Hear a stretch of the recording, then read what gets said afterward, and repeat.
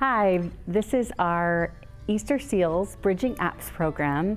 We are in Stafford, Texas, and we offer a program that helps people bridge the gap between technology and their disabilities.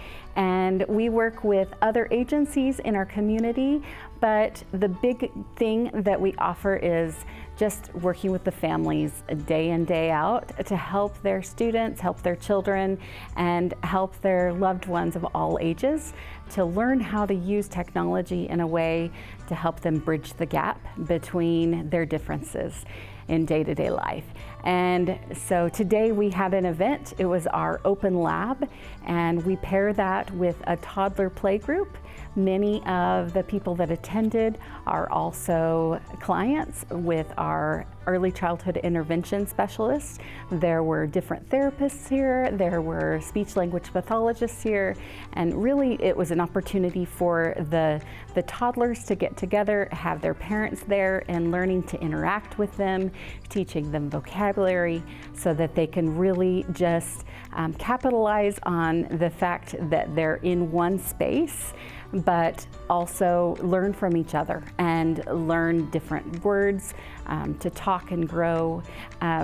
We sometimes as parents are hesitant to hand our little ones a mobile device, and it sometimes ends up as a babysitter, and there's not a lot of interaction that happens or takes place.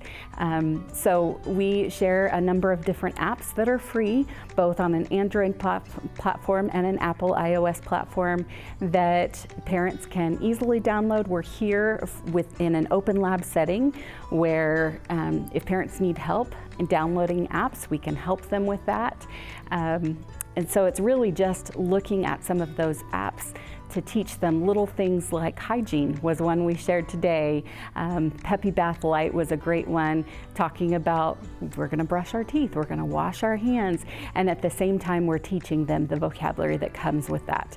A lot of times we've noticed that in some cultures that a student, by the time they enter the school, that they don't have the vocabulary that they need.